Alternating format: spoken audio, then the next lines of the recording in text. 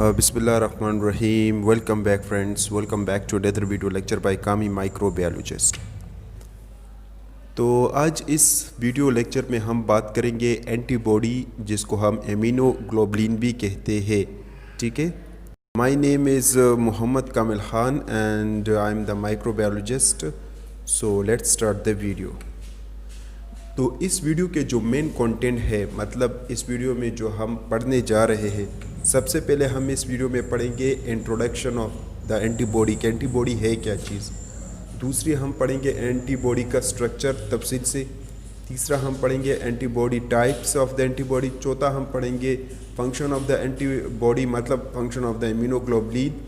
पांचवा हम पढ़ेंगे मैकेनिज्म और एक्शन ऑफ द इम्यूनोग्लोबुलिन। अच्छा जी, ये जो इम्यूनोग्लोबुलिन का फंक्शन एक्शन है, ये हम इंशाल्लाह अगर ज़िंदगी रही तो ये वाइट बोर्ड पर हम एक्सप्लेन करेंगे। नेक्स्ट हम एक्सप्लेन करेंगे एंटीबॉडी का डाइवर्सिटी, ये भी हम वाइट बोर्ड पर इंशाल्लाह नेक्स्ट वीडियो में हम इसको तफसील से एक्सप्लेन करेंगे। और लास्ट में फिर हम एक्सप्लेन करेंगे एंटीबॉडी का काइनेटिक्स, यानी काइनेटिक्स ऑफ द एंटीबॉडी। ठीक है, तो ये तमाम तर चीज़ें मासिवाय इन दो के, ठीक है, हम ये तमाम तर जितने भी कंटेंट है इसको आज इसी वीडियो लेक्चर में हम एक्सप्लेन करेंगे। तो सबसे पहले वीडियो को स्टार्ट करते हैं इंट्रोडक्शन से कि एंटीबॉडी है क्या चीज़। थोड़ा सा इंट्रोडक्शन सबसे पहले पढ़ते हैं। अच्छा जी, glycoprotein that produce by B cell when it is in activated form, for example plasma cell, in against the presence of an antigen. इसका मतलब ये हुआ कि ये आपके पास एंटीबॉडी असल में एक ग्लाइकोप्रोटीन है, मतलब इसमें ग्लाइकोजन वगैरह और प्रोटीन वगैरह मिल जाता है, तो आपके पास एक एंटीबॉडी बनता है। और ये आपके पास बी सेल से प्रोड्यूस होते हैं। लेकिन बी सेल से ये तब प्रोड्यूस होंगे जब ये बी सेल एक्टिवेटेड फॉर्म में हो जाए। और बी सेल की एक्टिवेशन कब होगी? जब उसके ऊपर एक एंटीजन बाइंड होता है उसके सरफेस पर, तो तब बी सेल एक्टिवेट हो जाता है। और activated form of B cell को हम कहते हैं प्लाज्मा सेल। और इसी तरह ये प्लाज्मा सेल आपके पास फिर क्या करते हैं? एंटीबॉडी को प्रोड्यूस करते हैं। नेक्स्ट पॉइंट कहते हैं कि also present on the B cell surface. अगर आप बी सेल सरफेस को देख ले, आपके पास ये बी सेल है, तो बी सेल के सरफेस पर भी आपके पास क्या होते हैं? एंटीबॉडी मौजूद होते हैं। तो एंटीबॉडी इसी तरह वाई शेप का होता है, कुछ इस तरह इसका स्ट्रक्चर है। मैं आगे इसका स्ट्रक्चर तफसील से बताऊंगा। तो अगले पॉइंट में ये कहते हैं कि ये बी सेल जो हमारे पास बी सेल होते हैं उसके सरफेस पर भी ये पाए जाते हैं। नेक्स्ट पॉइंट ये कहता है कि gamma globulin in nature and also called immunoglobulin IG that form 20% of the total plasma protein। इसका मतलब ये हुआ कि आपके पास गामा ग्लोबुलिन है, मतलब ग्लोबुलर प्रोटीन है, यानी गोल गोल प्रोटीन का एक स्ट्रक्चर है जिसको हम गामा ग्लोबुलिन कहते हैं। तो अगर ये इम्यूनोग्लोबुलिन नाम अगर आप देख ले, तो ये इस एंटीबॉडी को इसलिए दिया गया है क्योंकि इस एंटीबॉडी में आपके पास ग्लोबुलर प्रोटीन पाए जाते हैं जिसको हम गामा ग्लोबुलर कहते हैं, ग्लोबुलिन वगैरह। ठीक है, और अगर ये आप प्लाज्मा में देख ले तो इसकी परसेंटेज तकरीबन 20% ऑफ द टोटल प्लाज्मा में ये पाए जाता है। ब्लड अगर आप देख ले, तो ब्लड के मुख्तलिफ लेयर्स होते हैं। ठीक है, एक प्लाज्मा, एक सीरम और एक इसका रेड वाला एरिया होता है। तो प्लाज्मा में अगर आप देख ले तो ज़्यादातर एंटीबॉडी प्लाज्मा एरिया में पाए जाते हैं। तो इनका कहने का मतलब है कि प्लाज्मा में इनकी तादाद जो है वो आपके पास 20% है। ठीक है, अच्छा नेक्स्ट पॉइंट ये कहता है कि also the part of humoral immuno system. अच्छा, ये ह्यूमरल इम्यूनो सिस्टम का एक हिस्सा है। इसका मतलब ये हुआ कि अगर हम अपने इम्यूनो सिस्टम को देख ले तो हमारे पास अपना इम्यूनो सिस्टम दो हिस्सों में हमारे पास इम्यूनो सिस्टम डिवाइड होता है। एक को हम सेलुलर इम्यूनिटी कहते हैं, दूसरे को हम जो है वो ह्यूमरल इम्यूनिटी कहते हैं। ठीक है, तो ह्यूमरल इम्यूनिटी में फिर आपके पास मजीद दो हो जाते हैं। एक एंटीबॉडी मेडिएटेड इम्यूनो सिस्टम होता है और एक आपके पास कॉम्प्लीमेंट सिस्टम होता है। ठीक है, तो कॉम्प्लीमेंट सिस्टम अगर आप लोगों को याद होगा, वो तो हमने तफसील से एक्सप्लेन किया था कि कॉम्प्लीमेंट सिस्टम असल में है क्या चीज़। और यही एंटीबॉडी मेडिएटेड इम्यूनो सिस्टम जो है ये क्या है? असल में ये आपके पास ह्यूमरल इम्यूनो सिस्टम का एक हिस्सा है। नेक्स्ट पॉइंट ये कहते हैं antibody inter almost all the tissue of the body. Tissue के हर हिस्से में, बॉडी का जितने भी हिस्से में टिश्यू पाए जाते हैं वहाँ पर ये एंटीबॉडी पहुँच जाते हैं। क्योंकि इसका साइज़ बहुत ज़्यादा स्मॉल होता है, तो ये बॉडी के हर हिस्से में ये आपके पास एंटीबॉडी पहुँच सकते हैं।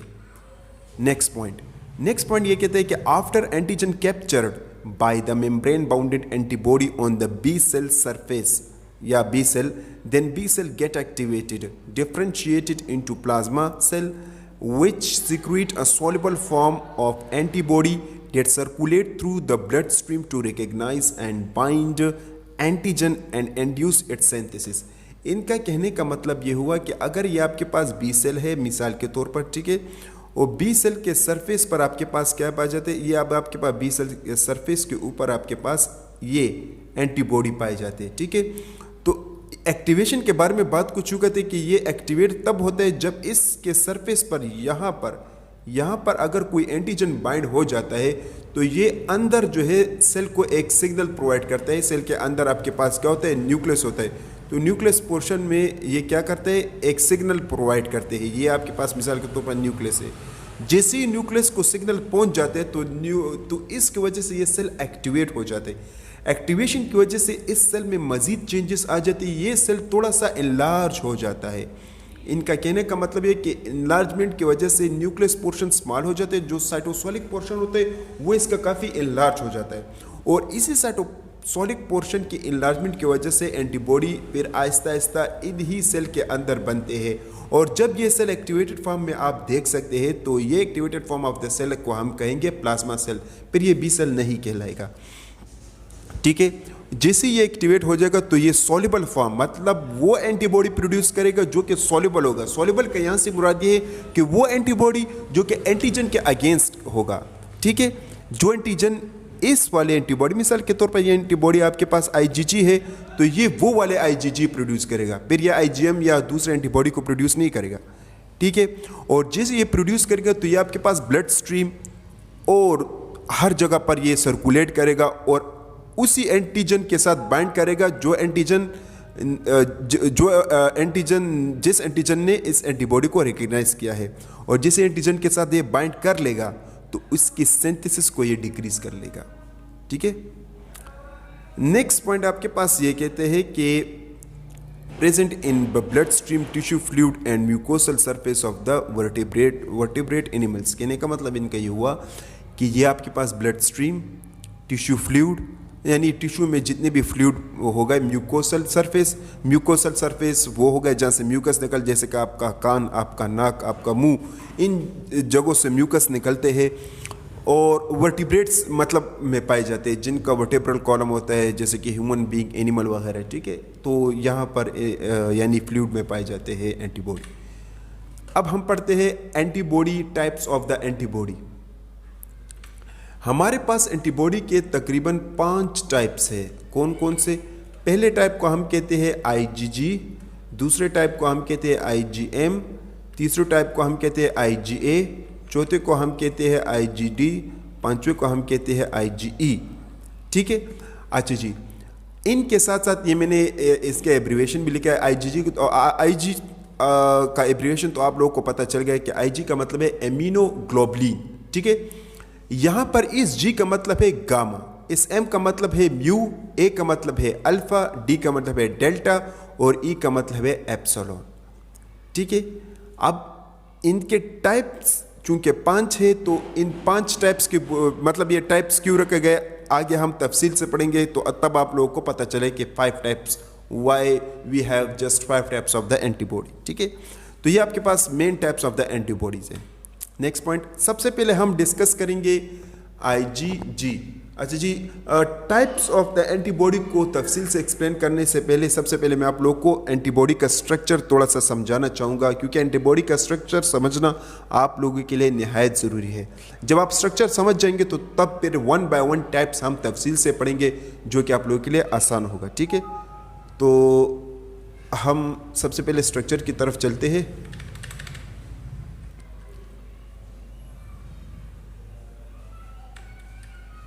अच्छा जी, तो चलिए जी, सबसे पहले स्ट्रक्चर के बारे में पढ़ते हैं, उसके बाद फिर हम टाइप्स को तफसील से पढ़ेंगे, ठीक है। हमारे पास एंटीबॉडी के जो अगर हम एंटीबॉडी का स्ट्रक्चर पढ़ना चाहते हैं तो सबसे पहले मैं आप लोगों को एंटीबॉडी का स्ट्रक्चर डायग्रामेटिकली बताना चाहता हूँ। ये आप देख लें, एंटीबॉडी का स्ट्रक्चर है, ठीक है। एंटीबॉडी जो है सबसे पहले ये वाई शेप का है। अगर आप देख लें, ये देखो बिल्कुल वाई शेप का है। दूसरी बात ये कि एंटीबॉडी में आपके पास चेन्स होते हैं, दो चेन्स होते हैं। एक ये वाला चेन है, आप देख सकते हैं इतना सा लंबा चौड़ा ये वाला चेन, जिसको हम कहते हैं हैवी चेन।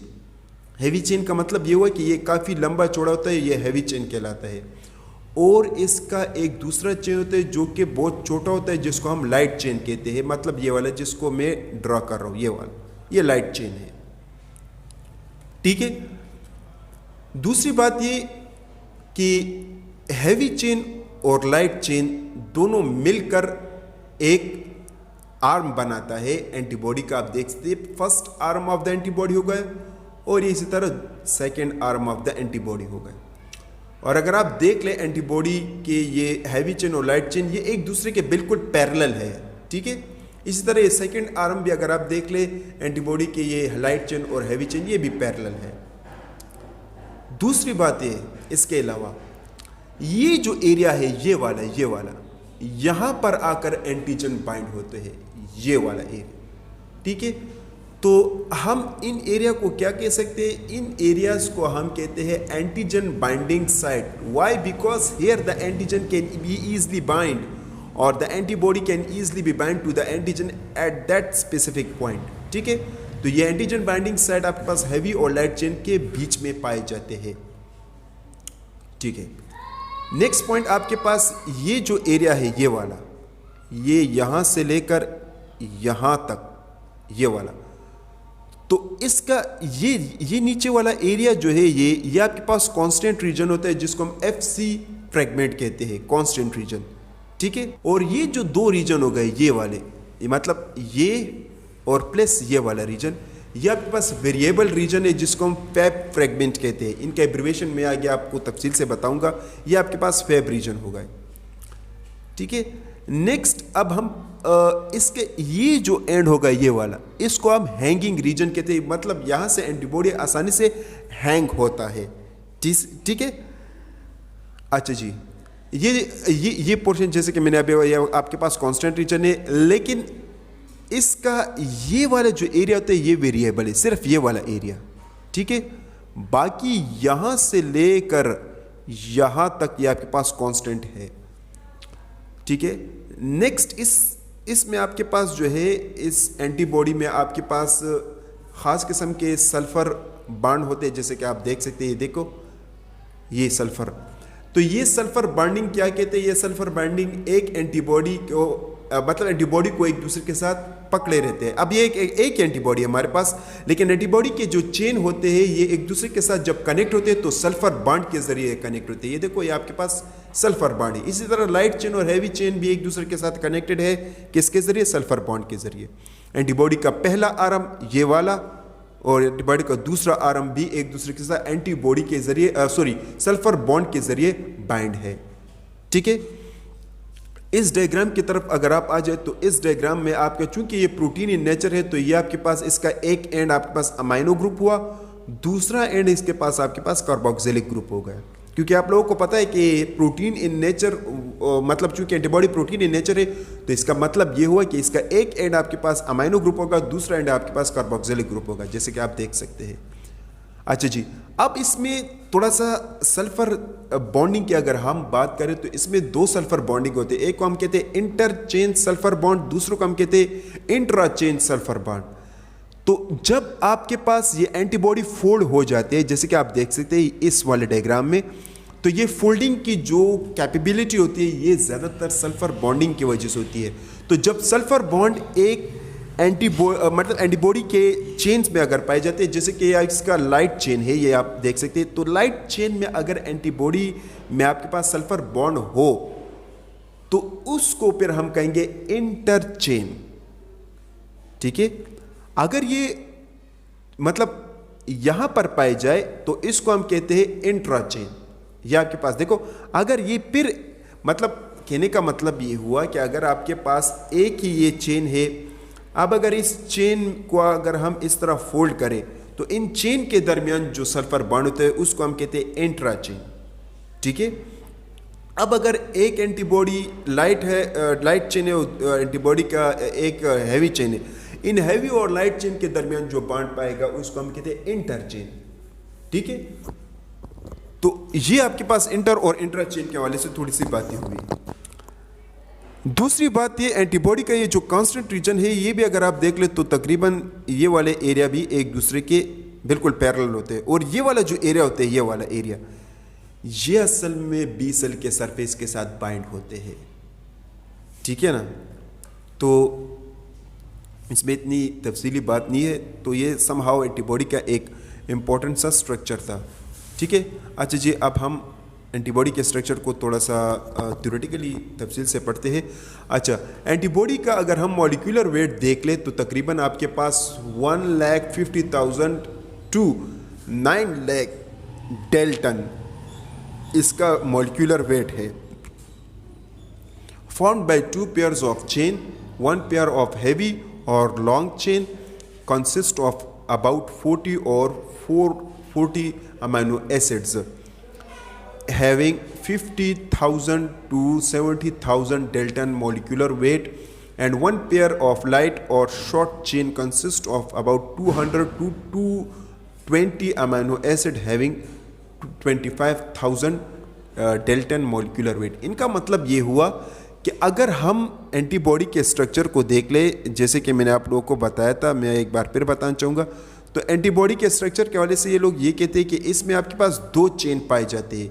एक ये हैवी चेन जो कि लॉन्ग है, और एक ये लाइट चेन जो कि बहुत शॉर्ट है।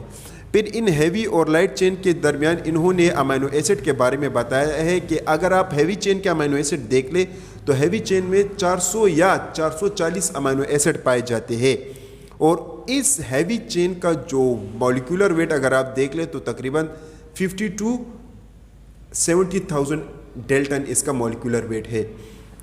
और इसके अलावा लाइट चेन के हवाले से इन्होंने ये बताया कि लाइट चेन चूँकि छोटा होता है, तो इसमें अगर अमीनो एसिड की तादाद अगर आप देख ले तो वो 200 से मतलब 200 या 220 मतलब इसमें आपके पास अमीनो एसिड पाए जाते हैं, और मॉलिक्यूलर वेट इसका आपके पास 25,000 डेल्टन इसका मॉलिक्यूलर वेट है।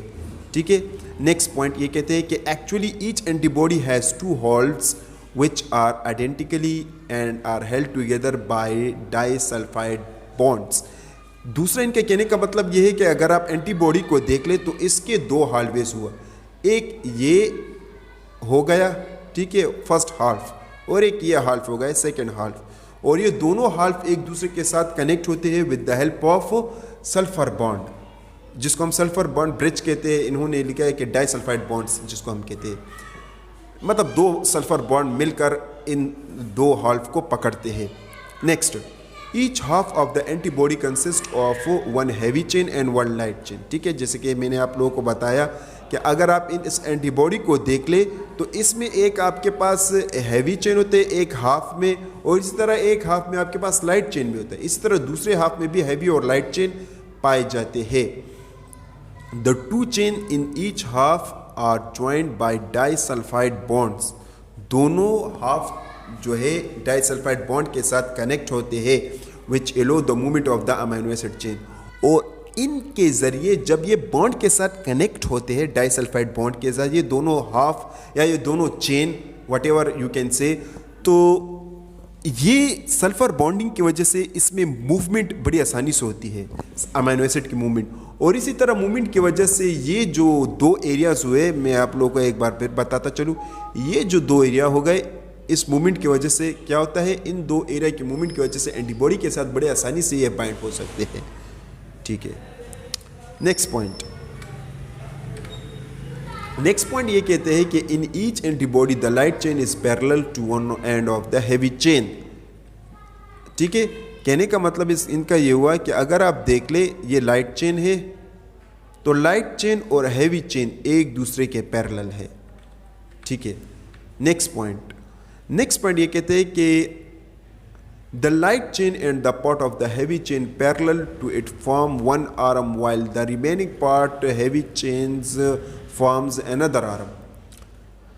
कहता यह है कि light chain and the part of the heavy chain जो एक दूसरे के पैरेलल होते हैं, मतलब ये डायग्राम अगर आप देख ले, ये लाइट चेन है और ये हैवी चेन है, जो कि एक दूसरे के पैरेलल है, ये first arm of the antibody बनाते हैं। इसी तरह ये दूसरा, अगर लाइट चेन और हैवी चेन आप देख ले तो ये second arm of the antibody बनाते हैं। ठीक है। थर्ड पॉइंट ये कहते हैं कि both heavy and light chains contain several homologous units of about 100 to 110 amino acid। इनका मतलब ये हुआ कि अगर आप हैवी और लाइट चेन को देख ले तो इसमें एक जैसे अमीनो एसिड पाए जाते हैं, और इन अमीनो एसिड की तादाद अगर आप देख ले तो 100 से 110 तक इनमें अमीनो एसिड पाए जाते हैं। हैवी चेन और लाइट चेन की बात कर रहे हैं। ठीक है। एक बात मैं आप लोगों को बताता चलूँ कि कंफ्यूज इन चीज़ों में ना होना, हैवी चेन तकरीबन इतना सा है, ठीक है, और लाइट चेन भी तकरीबन इतना सा है। इसके अलावा with in each unit called domains disulphide bonds forms a loop approximately 60 amino acid. मतलब ये हुआ कि अगर आप देख लें, जैसे कि मैंने डायग्राम में आप लोगों को बताया था, अगर ये आप लूप, जैसे कि यहाँ पे लूप्स बने हुए हैं, यहाँ पे जब कभी लूप्स बन जाते तो ये जो फर्स्ट एरिया जहाँ पे लूप बन गया तो इसमें अगर अमीनो एसिड की तादाद आप देख ले तो 60 अमीनो एसिड होंगे। इसी तरह ये दूसरे लूप में भी 60 अमीनो एसिड होंगे। यहाँ पर फिर मज़ीद और अमीनो एसिड पाए जाते हैं। तो लूप्स के वजह से, ये जो लूप बनते हैं तो उसकी वजह से अमीनो एसिड की तादाद में भी चेंजेस आ जाते हैं। तो एक लूप में अप्रॉक्सीमेटली आपके पास 60 अमीनो एसिड पाए जाते हैं। Hang joints the both arm, इसके एक हैंग रीजन होते हैं जो कि दोनों आर्म को एक दूसरे के साथ कनेक्ट करते हैं। इसके अलावा the 4 chains are arranged in the form of a flexible Y. अगर ये चारों चेन्स आप देख ले, मतलब हैवी चेन, लाइट चेन, चूँकि 4 है कांस्टेंट रीजन ये तमाम तर, तो ये एक वाई शेप बना लेते हैं, जैसे कि आप लोगों ने डायग्राम में देख लिया। ठीक है। विद अ हैंग रीजन के साथ, this hinge allows the antibody molecules to be more flexible. और इस हैंग मॉलिक्यूल्स की वजह से, मतलब ये जो हैंग रीजन होता है इसमें, ये वाला हैंग रीजन, इस रीजन की वजह से आपके पास एंटीबॉडी आर मोर फ्लेक्सिबल। ठीक है। तो एंटीबॉडी काफ़ी फ्लेक्सिबल होता है, adjusting to the different spatial arrangement of the epitope और antigenic determinant of the antigen. इसका ये जो हैंगिंग रीजन होता है, इसकी वजह से एंटीबॉडी काफ़ी फ्लेक्सिबल होता है। तो फ्लेक्सिबिलिटी की मतलब उसमें लचक बहुत ज़्यादा होता है। जब एंटीबॉडी में, आप खुद सोच लो, जब एंटीबॉडी में लचक होता है तो ज़ाहिरी बात है फिर वो एंटीजन के एपिटोप अगर इस तरह हो, मिसाल ये आपके पास एक माइक्रोब्स है, अगर उसके एपिटोप इस तरह हो तो लचक की वजह से, एंटीबॉडी की लचक की वजह से वो इसके साथ आसानी के साथ बाइंड हो जाते हैं। अगर इसका एपिटोप इस तरह हो तो एंटीबॉडी खुद को इस शेप में भी करके बाइंड इसके साथ हो सकते हैं। लेकिन ये बाइंडिंग और ये फ्लेक्सिबिलिटी, ये तमाम तर जो एबिलिटी इसकी है, ये यूनिक प्रॉपर्टी है, ये असल में इसी ही हैंग रीजन की वजह से होती है।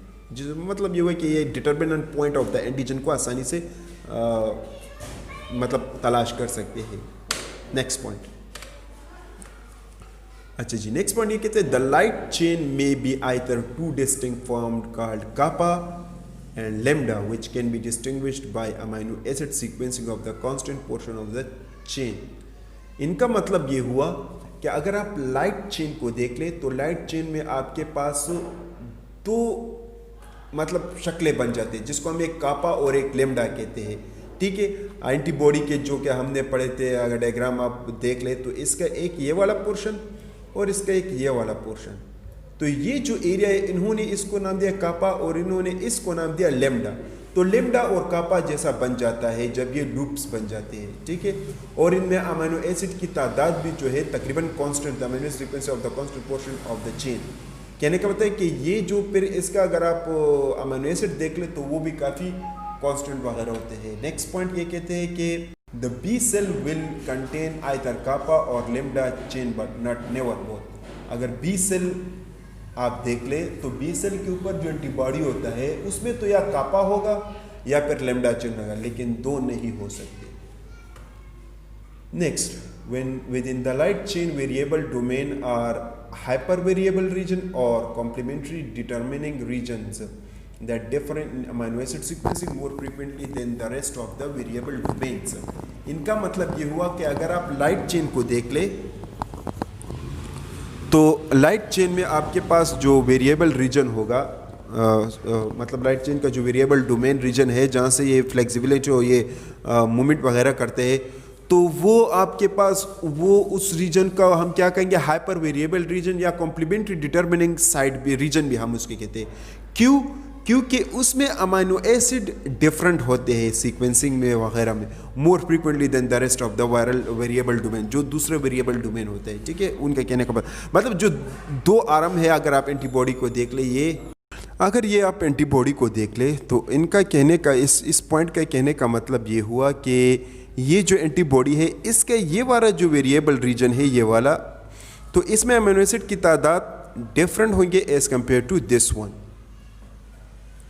ठीक है, नेक्स्ट पॉइंट ये कहता है कि the amino acid terminal domain of the heavy chain का जो अमीनो एसिड मतलब वो जो एंड वाला एरिया, मतलब ये हेवी चेन है तो इसके इस एंड वाले एरिया के बारे में बात करें, has a pattern variability similar to that of the variable region of the kappa chain and the variable region of the lambda chain domain, and it's termed as VH domain while the other domain is the constant। अगर आप देख ले diagram में, मैं आप लोगों को एक बार फिर डायग्राम दिखाना चाहूँगा। ये डायग्राम है, तो इस डायग्राम में अगर आप गौर से देख ले तो इनका कहने का मतलब है कि ये कांस्टेंट रीजन का ये वाला एरिया और वेरिएबल का ये वाला एरिया बिल्कुल एक जैसे है। ठीक है ना, जिसको हम VH रीजन कहते हैं। ठीक है, और कांस्टेंट ये वेरिएबल चूंकि कांस्टेंट में अगर ये देख ले तो ये एक दूसरे से डिफरेंट होते हैं, वो भी एक जैसे होते हैं। नेक्स्ट पॉइंट ये कहते हैं the constant domain of the heavy chain form constant region in which the amino acid sequencing determines the classes of the heavy chains.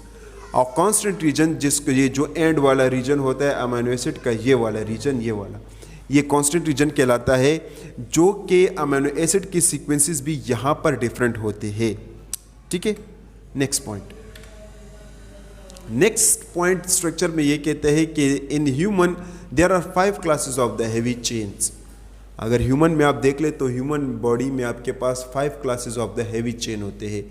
एक हेवी चेन को हम गामा कहते हैं, दूसरे को अल्फा, तीसरे को म्यू, चौथे को डेल्टा और पांचों को एप्सिलॉन कहते हैं।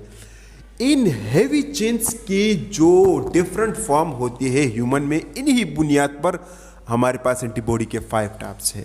ठीक है ना, तो एंटीबॉडी के जो 5 टाइप्स हमारे पास होते हैं तो असल में ये इन्हीं वजह से होते हैं, इन हेवी चेन्स के डिफरेंट फॉर्म होने की वजह से।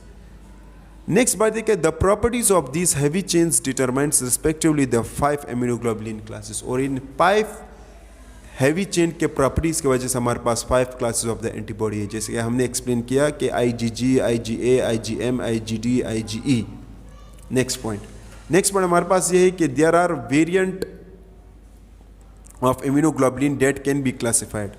हमारे पास मुख्तलिफ किस्म के इम्यूनोग्लोबुलिन होते हैं जिसको हम क्लासीफाई करते हैं, और उसमें हमारे पास एक इम्यूनोग्लोबुलिन को हम कहते हैं आइसोटाइप्स। अब आइसोटाइप्स कौन सा इम्यूनोग्लोबुलिन होता है? Are the variation in the heavy chain. जब हैवी चेन में कोई वेरिएशन होता है, constant region associated with the different classes that are normally present in the individual, therefore there are 5 isotopes corresponding to form 5 antibody classes। एक हमारे पास isotopes होता है, आइसोटाइप्स होता है। आइसोटाइप्स वो होते हैं जब हैवी चेन में, मतलब ये हैवी चेन आपके पास होती है, जब इसमें कोई वेरिएशन आ जाती है, चेंजेस आ जाती है, डिफरेंसेस आ जाती है, तो इस डिफरेंसेस की वजह से हमारे पास 5 एंटीबॉडी के क्लासेस बन जाते हैं। ठीक है, मतलब 5 आइसोटाइप्स हमारे पास। आइसो का मतलब है सेम, टाइप्स का मतलब है टाइप्स वगैरह। तो same types of the antibody अगर हम देख ले तो ये 5 एंटीबॉडी हमारे पास 5 क्लासेस बन जाते हैं। Next point, allotypes. अब एलोटाइप्स क्या कहलाता है? Allotypes are genetically controlled allelic form of the immunoglobulin. Allotypes आपके पास इम्यूनोग्लोबुलिन का ये जो एलेलिक फॉर्म होते हैं वो कंट्रोल करते हैं, मॉलिक्यूल्स वगैरह, that are present in all individual but arises by genetic recombination. इनका कहने का मतलब एलोटाइप्स, एलो मतलब एलेलिक फॉर्म की तरफ इशारा है, और एलोटाइप्स एंटीबॉडी का उसको हम कहते हैं जिसमें आपके पास एंटीबॉडी के ये जो एलेलिक फॉर्म होता है वो तमाम तर इंडिविजुअल में प्रेजेंट नहीं होता, बल्कि ये जेनेटिक रिकॉम्बिनेशन की वजह से फिर हर एक एंटीबॉडी में प्रेजेंट हो जाता है। तो जब कभी एंटीबॉडी के जेनेटिक लेवल में चेंजेस आ जाती है तो उस वक्त आपके पास एलोटाइप्स आकर बैंड हो जाते हैं, मतलब तब एलोलिक फॉर्म आपके पास हो जाते हैं। नेक्स्ट आपके पास है idiotypes are individually specific immunoglobulin. ये एक ख़ास किस्म के इम्यूनोग्लोबुलिन मॉलिक्यूल है that are different in hyper variable region, जिसका हाइपर वेरिएबल रीजन मुख्तलिफ होता है और due to mutation that occur during B cell development. B cell development में जब कभी म्यूटेशन हो जाती है तो उस म्यूटेशन की वजह से इसका जो वेरिएबल पोर्शन होता है वो चेंज हो जाते हैं, यानी स्पेसिफिकली वो आपके पास फिर एक ख़ास एंटीजन के जो एपिटोप होता है उसके खिलाफ ये बन जाते हैं। तो उस किस्म के एंटीबॉडी की प्रॉपर्टी को हम कहते हैं आइडियोटाइप्स। ठीक है। नेक्स्ट पॉइंट ये है कि these variation of the immunoglobulin structure reflects the diversity of the antibody generated by the immunoresponses। और इसी तरह जब आपके पास एंटीबॉडी में वेरिएशन मतलब चेंजेस होती है तो ये एंटीबॉडी मतलब generate by the immuno responses, और इन ही डाइवर्सिटी और चेंजेस की वजह से आपके बॉडी में इम्यूनो रिस्पॉन्सेस होते रहते हैं। अगर ये ना हो, ये डाइवर्सिटी चेंजेस वगैरह, एलोटाइप्स, आइडियोटाइप्स, एसोटाइप्स वगैरह, तो ये चेंजेस वगैरह, ये इम्यूनो रिस्पॉन्सेस आपके पास इतनी तेज़ी से जनरेट नहीं होंगे, तो इनका होना ज़रूरी है। Next point, each heavy and light chain of the antibody include 2 region. अब हैवी और लाइट चेन के आपके पास 2 रीजन है, जैसे कि हमने एक्सप्लेन कर लिया, एक कांस्टेंट रीजन और एक वेरिएबल रीजन। अब कांस्टेंट और वेरिएबल रीजन को भी हम थोड़ा सा पढ़ते हैं। ये आपके पास आइसोटाइप्स और एलोटाइप्स और आइडियोटाइप्स है, ठीक है ना। ये आपके पास आइसोटाइप्स है, आप देख ले। आइसोटाइप्स जैसे कि हमने पढ़े जिनके एक जैसे मतलब जीन्स होते हैं। ये देखो, ये भी एक जैसा है, ये भी एक जैसा एरिया है एंटीबॉडी का, और ये भी एक जैसा एरिया है। अब अगर हम आइडियोटाइप्स को देख ले तो ये एक दूसरे से डिफरेंट होते हैं, तो ये वाला रीजन और ये वाला रीजन डिफरेंट है। इसी तरह ये वाला रीजन और ये वाला रीजन सिमिलर है। एलोटाइप्स का अगर हम देखें तो एलोटाइप्स में आपके पास जीन्स में चेंजेस हो जाती है और म्यूटेशन हो जाती है, जिसकी वजह से आपके पास एंटीबॉडी का मुख्तलिफ शेप बन जाता है, ठीक है। तो ये आपके पास आइसोटाइप एलोटाइप्स होगा। अच्छा, अब हम पढ़ते हैं एंटीबॉडी का कांस्टेंट और वेरिएबल रीजन के हवाले से। Constant region in which the amino acid are similar in number present in all antibodies of each types called as a constant region, और FC या इसको हम कहते हैं fragment crystallizable region. Constant region आपके पास एंटीबॉडी का वो रीजन होता है जिसमें अमीनो एसिड की तादाद एक जैसे होते हैं, मतलब 440 तो 440 होंगे, ये चेंज नहीं हो सकते, कांस्टेंट ही रहेंगे।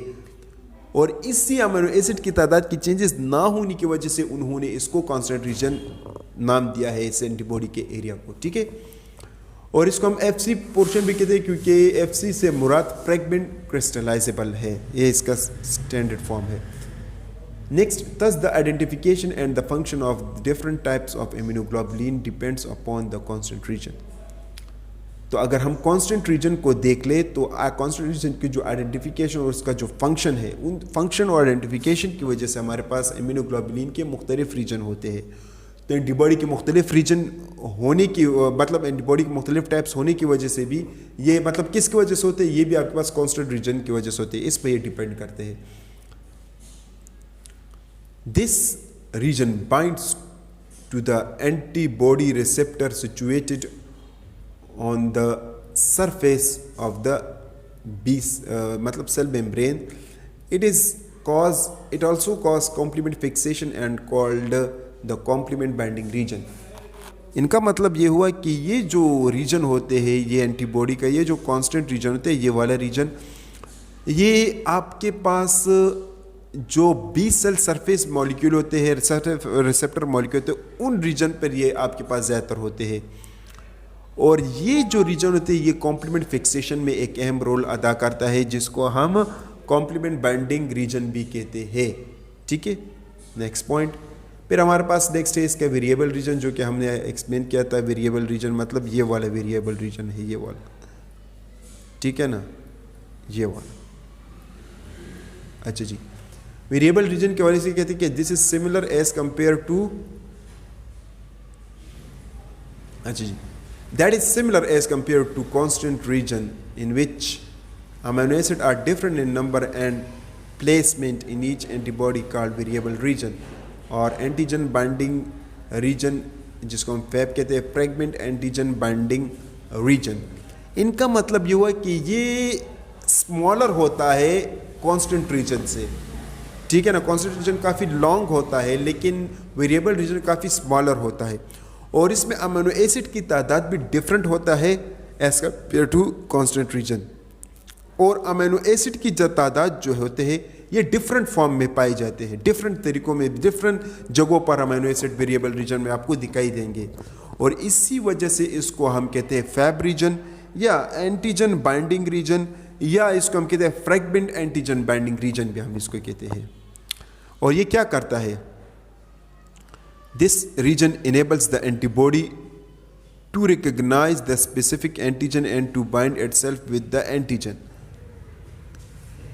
इसका मतलब ये है कि this region enables the antibody, ये रीजन जो है एंटीबॉडी को इनेबल करते हैं to recognize the specific antigen. ये जो रीजन होता है ये असल में एंटीबॉडी को इस काबिल बनाता है कि ये एंटीजन को पकड़ ले, और जब ये एंटीजन को पकड़ता है तो ये एंटीजन के साथ आसानी से फिर बाइंड हो जाता है। तो ये रीजन असल में एंटीजन के बाइंडिंग के लिए बहुत इंपॉर्टेंट रीजन होता है, variable region. The amino acid in the variable region folded together the light chain and the heavy chain that form antigen binding sites। अगर आपने एंटीबॉडी का देखा होगा तो ये एंटीबॉडी का ये जो वेरिएबल रीजन होता है ये बिल्कुल लूप्स बना लेते हैं, ठीक है। हैवी चेन में भी और लाइट चेन में भी लूप्स बन जाते हैं, जिसकी वजह से एंटीबॉडी आसानी से क्या होता है कैप्चर हो जाते हैं, मतलब एंटीबॉडी आसानी से फिर एंटीजन को आसानी से कैप्चर कर लेते हैं। तो ये था हमारे पास एंटीबॉडी का स्ट्रक्चर। अब हम आते हैं एंटीबॉडी के टाइप्स को थोड़ा सा तफसील से हम फिर पढ़। अच्छा जी, हमारे पास जो first type of the antibody है उसको हम कहते हैं IgG.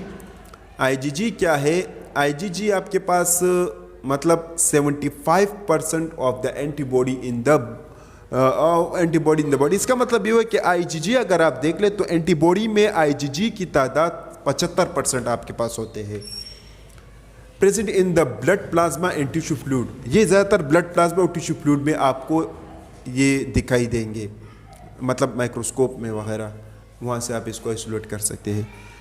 Act against bacteria virus by opsonising and the invader and neutralising toxins. ये क्या करते हैं, बैक्टीरिया वायरस के खिलाफ ये एक्टिवेट होते हैं। इस पॉइंट का मतलब ये हुआ कि act against bacteria viruses by opsonising, मतलब ये है कि अगर ये आपके पास एक मिसाल के तौर बैक्टीरिया है तो बैक्टीरिया के ये एंटीजन पोर्शन है, आप देख सकते हैं। तो यही एंटीजन पोर्शन के साथ ये अगर बाइंड होता है आईजीजी, तो इस बाइंडिंग की वजह से ये क्या करते हैं, फिर फेगोसाइटिक सेल को एक्टिवेट करते हैं। वो फेगोसाइटिक सेल आकर इसको क्या करते हैं, इनगल्फ करते हैं, फिर आसानी से इसको इनगल्फ कर लेते हैं। तो इस प्रोसेस को हम कहते हैं अपसोनाइजेशन, और ये जो फिनोमेना है ये अपसोनाइजिंग फिनोमेना वगैरह है। और इसके अलावा आईजीजी जो है ये टॉक्सिन वगैरह को भी न्यूट्रलाइज करता है, मतलब उसके इफेक्ट को ख़त्म करते हैं आहिस्ता आहिस्ता। नेक्स्ट पॉइंट आपके पास होता है कि activate classical complement pathway. Classical complement pathway हमने काफ़ी तफसील से पढ़ा था, तो आप देख लें कि क्लासिकल कॉम्प्लीमेंट पाथवे क्या होता है, जिसमें एंटीबॉडी होते हैं, कॉम्प्लीमेंट प्रोटीन होते हैं, मिल जाते हैं और एक पोर्स बना लेते हैं एंटीबॉडी के ऊपर, ठीक है। तफसील से मैंने एक्सप्लेन किया था, आप देख ले। तो इस पॉइंट का मतलब ये कि ये आपके पास क्लासिकल कॉम्प्लीमेंट पाथवे को एक्टिवेट करते हैं। नेक्स्ट पॉइंट ये कहते हैं कि ये आपके पास the first IgG that can be passes from mother to child through placenta and provide natural immunity in the neonates. कहने का मतलब इनका ये हुआ कि ये फर्स्ट आईजीजी है, मतलब पहला आईजीजी है जो कि मदर से बच्चों में ट्रांसफ़र होते हैं प्लेसेंटा के ज़रिए, और इसी तरह ये एक नेचुरल इम्यूनिटी प्रोवाइड करते हैं यूट्रस वाले एरिया में, मतलब अगर बेबी हो तो वहाँ पर भी ये एक नेचुरल इम्यूनिटी एक्टिवेट करता है। चौथा पॉइंट ये कहते हैं कि देयर आर 4 ह्यूमन आईजीजी सब क्लासेस। हमारे पास 4 आईजीजी के क्लासेस होते हैं, एक को IG1, दूसरे को IG2, तीसरे को 3 और चौथे को 4 कहते हैं। They are very chemically in their heavy chain. अगर इसका हैवी चेन आप देख ले तो केमिकली तौर पर वो डिफरेंट होता है इसका कंपोजिशन, और इनके नंबर और इनका अरेंजमेंट, इनका इंटरचेन डाइसल्फाइड बॉन्ड तमाम तर ये एक दूसरे से हेवी चेन के ज़रिए डिफरेंट होते हैं। इसलिए इन IgG को उन्होंने मज़ीद 4 कैटेगरी में डिवाइड किया है। और इन IgG में अगर आप देख ले तो हमारे पास तकरीबन IG1 आपके मतलब IG1 इसमें आपके पास 23% अच्छा, अगर इसको आप देख ले तो इसमें IG1 जो है आपके पास 65% होते हैं, लेकिन अगर आप IG2 को देख ले तो वो 23% होते हैं। ठीक है ना, कंबाइनली हमारे पास 75 बन जाते हैं।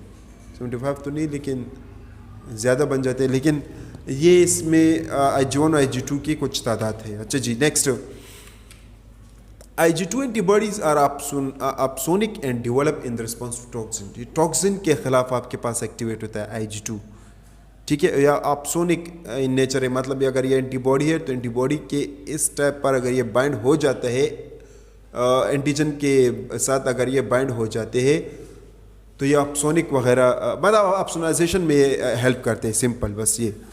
नेक्स्ट पॉइंट ये कहते हैं IG1 IG3 upon recognition of their specific antigen binds to receptors expressed on neutrophils and macrophages that increase phagocytosis।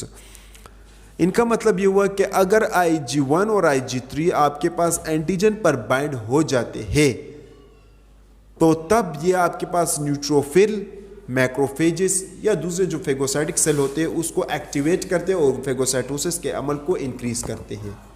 ठीक है, तो इन IgG का काम ये है, ये इन IgG का इम्पोर्टेंस काम था।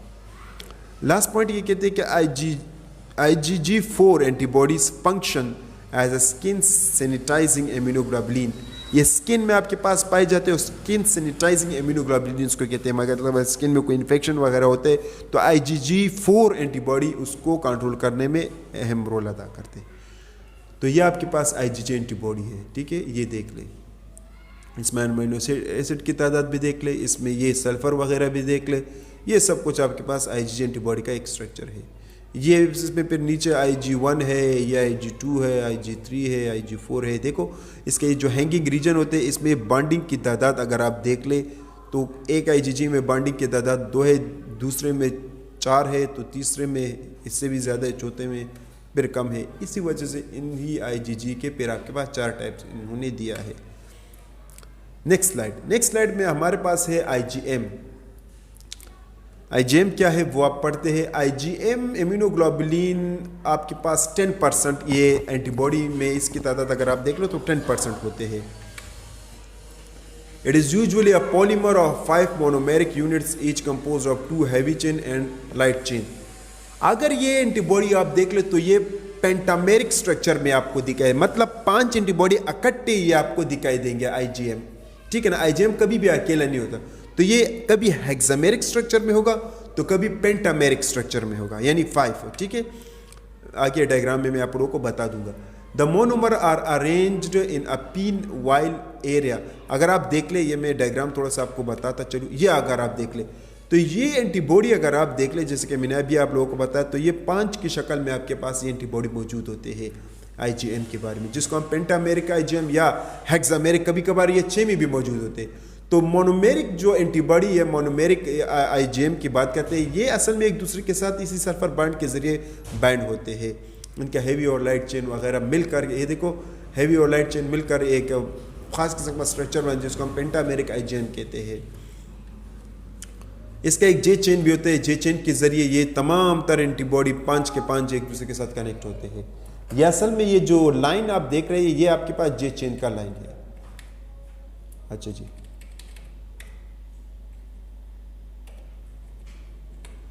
नेक्स्ट पॉइंट कहते हैं the monomers are arranged in a pinwheel area with the FC ends in the center held together by disulfide bonds and a special joining chain। ठीक है, वही बात जो मैंने अभी बताया। नेक्स्ट पॉइंट ये कहते हैं कि IgM is the first immunoglobulin made during B cell maturation and are expressed on the B cell serving antibody component on the B cell receptor। ये सबसे पहला एंटीबॉडी है जो कि आपको B cell सरफेस पर आपको ये दिखाई देंगे। ठीक है। तो इसका ये मतलब है कि बी सेल के सरफेस पर जो एंटीबॉडी पाए जाते हैं वो असल में आईजीएम होते हैं। फर्स्ट एंटीबॉडी आपके पास ये है। Next point, although most IgM appears to pentameric, ज़्यादातर पेंटामेरिक के स्ट्रक्चर में होते हैं, अराउंड 5% और less of human serum IgM exist in hexameric. तकरीबन 5% या इससे भी कम आपके पास एंटीबॉडी जो वो हेक्सामेरिक स्ट्रक्चर में होते हैं। लेकिन अगर ये हेक्सामेरिक स्ट्रक्चर में हुआ तो ये पॉइंट आप जहन में याद रख लें कि फिर उसमें जे चेन नहीं होगा। Next point, IgM tends to remain the bloodstream where it agglutinates bacteria, activates complement by classical pathway and enhance the ingestion of pathogens by phagocytic cells। इनका मतलब ये हुआ कि अगर ये IgM ब्लड स्ट्रीम में पाए जाएंगे तो ये एग्लूटिनेशन का अमल बड़े ज़बरदस्त तरीके से करते हैं। ठीक है, बैक्टीरिया के ऊपर अगर ये बैक्टीरिया है और ये 5 एंटीबॉडी जिसको हम IgM कहते हैं इकट्ठे होकर इसमें बाइंड हो जाते हैं तो ये ग्लूटिनेशन का अमल करते हैं, मतलब इसी बैक्टीरिया को नीचे की तरफ धकेल देते हैं। और जब ये आ जाते हैं तो इसी वजह से आपके पास कभी कभार इन ही IgM की वजह से क्या होता है, कॉम्प्लीमेंट क्लासिकल कॉम्प्लीमेंट पाथवे भी एक्टिवेट होता है। और ये इसी तरह इंजेक्शन बाय फेगोसाइट, मतलब इसी तरह फिर यही माइक्रोब्स आपके पास इंजेस्ट होते हैं फेगोसाइटिक सेल के जरिए। नेक्स्ट पॉइंट ये कहते हैं कि hexameric IgM activates complement more effectively as compare to pentameric form.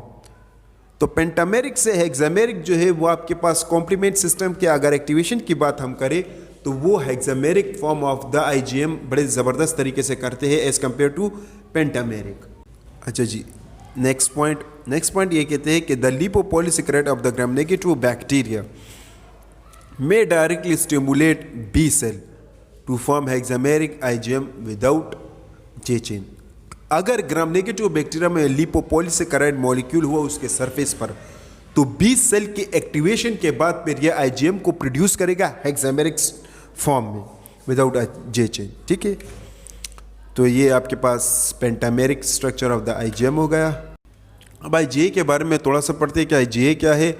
IgA की तादाद अगर आप देख लें एंटीबॉडी में तो ये 15% आपके पास एंटीबॉडी में मौजूद होते हैं। Some IgA is present in the serum as a monomer. कुछ IgA आपके पास एक एंटीबॉडी होता है IgA, तो वो सीरम में अगर मौजूद हो तो वो एज अ मोनोमर एक्ट करेंगे। कुछ IgA secreted from the mucus where it is a dimer। तो कुछ IgA आपके पास 2 के शक्ल में होते हैं। अगर ये म्यूकस से सिक्रीट होंगे तो ये IgA आपके पास डायमर की शक्ल में होंगे जो कि J चेन के जरिए एक दूसरे के साथ कनेक्ट होंगे। IgA when transported from the mucus associated lymphoid tissue mucosal surface acquires a protein called secretory IgA। जब IgA आपके पास म्यूकस या लिम्फॉइड टिश्यू से माइग्रेट होंगे या म्यूकोसल सरफेस में जाएंगे तो उस दौरान इसी IgA को एक दूसरे प्रोटीन की ज़रूरत पड़ेगी जिसको हम सिक्रीटरी IgA कहेंगे। तो IgA का भी फिर एक दूसरा टाइप है जिसको हम सिक्रीटरी IgA भी कहेंगे। अब इसके बारे में थोड़ा सा पढ़ते हैं कि सिक्रीटरी IgA क्या है। Secretory IgA is found in the saliva में पाए जाते हैं, टेयर्स में पाए जाते हैं और ब्रेस्ट मिल्क में ये आपके पास पाए जाते हैं। In these fluid secretory IgA play a protect surface tissue against infectious micro organism. In area में अगर आपके पास IgA पाए जाए यानी सिक्रीटरी IgA तो ये क्या करेंगे, इन एरिया को प्रोटेक्ट करेगा माइक्रो ऑर्गेनिज्म से। तो ये आपके पास असल में इम्यूनो बैरियर है इन एरियाज में जहाँ से ये सलाइवा, टेयर, ब्रेस्ट मिल्क यहाँ से अगर ये पाए जाएंगे तो ये इन्हीं यहाँ पर अगर माइक्रो ऑर्गेनिज्म होंगे तो इसको ये कंट्रोल करेंगे। फॉर एग्जांपल जैसे कि इन द ब्रेस्ट मिल्क में क्या होता है, secretory IgA helps to protect nursing newborns. कहने का मतलब ये हुआ कि अगर मिसाल के तौर पर आपके पास ब्रेस्ट मिल्क में अगर सिक्रीटरी IgA होंगे तो ये जो न्यू बॉर्न बेबीज़ होंगे उसमें अगर कोई इन्फेक्शन वगैरह हो खुदा ना करे तो उसको अगर माँ अपनी यानी ब्रेस्ट मिल्क अगर उसको पिलाएंगे तो इस IgA में इतनी एबिलिटी होती है कि उस न्यू बॉर्न बेबी को इन्फेक्शन से प्रोटेक्ट कर सकता है। ठीक है, नेक्स्ट पॉइंट ये कहते हैं कि in the intestine secretory IgA attach to the viruses. Intestine में अगर सिक्रेटरी IgA होगा तो ये वायरसेस के साथ बाइंड होगा, बैक्टीरिया के साथ, प्रोटोजोआ के साथ, पैरासाइट के साथ, जैसे कि एंटी अमीबा, हिस्टोलेटिका वगैरह, इसके साथ ये बाइंड होंगी। ठीक है। नेक्स्ट लास्ट पॉइंट ये कहता है कि this prevents pathogens adherence to mucosal surface and invasion host tissue, a phenomena known as immuno exclusion. अगर यही IgA आपके पास म्यूकोसल सरफेस में इकट्ठे हो जाते हैं पैथोजन, तो ये पैथोजन को क्या करेंगे, यानी प्रिवेंट करेंगे ताकि ये म्यूकस सरफेस पर एडहेयर यानी जमा ना हो जाए, और जब ये जमा नहीं होंगे तो कोई भी डैमेजेस काज नहीं होगा होस्ट टिश्यू में, और इस फिनोमेना को फिर हम कहेंगे इम्यूनो एक्सक्लूजन। ठीक है। तो ये आपके पास IgA है, सिक्रेटरी IgA है, आपके पास सिक्रेटरी IgA है। अगर ये म्यूकस से निकलेगा तो इसको हम सिक्रेटरी IgA कहेंगे, और ये ज़्यादातर डायमर फॉर्म में होता है, यानी दो एंटीबॉडी मिल जाते हैं और इनके दरमियान J चेन का होना ज़रूरी है। नेक्स्ट पॉइंट ये कहते हैं कि secretary IgA binds to antigen when the mucosal layer of the small intestine subsequently the antigen secretory IgA complexes are excreted through the adjacent epithelium into the gut lumen। ठीक है। तो जब lumen मतलब गट का ल्यूमन वाला area में अगर आपके पास कोई माइक्रोब्स होगा तो वहाँ पर ये एग्लूटिनेशन वगैरह या कॉम्प्लेक्सेस वगैरह बनाएगा, ये IgA सिक्रेटरी IgA, और इसी तरह इंटेस्टाइनल इन्फेक्शन वगैरह को भी ये मतलब कंट्रोल कर सकता है। Next point, this rids the body of locally formed immuno complexes and decreases their access to circulatory system. इस पॉइंट का मतलब ये हुआ कि इसी तरह आपके पास इम्यूनो कॉम्प्लेक्सेस बनेंगे, और इम्यूनो कॉम्प्लेक्सेस की वजह से आपके पास जितने भी माइक्रोब्स होंगे वो डिक्रीज होंगे, और सर्कुलेशन का जो अमल होगा वो काफ़ी बेहतर होगा। ठीक है। इसके अलावा secretory IgA also play a role in alternative complement pathway. तो अल्टरनेटिव कॉम्प्लीमेंट पाथवे में एक इम्पॉर्टेंट रोल अदा करता है। नेक्स्ट हमारे पास है IgD, इम्यूनोग्लोबुलिन डेल्टा। ठीक है। अब IgD क्या है उसके बारे में हम पढ़ते हैं।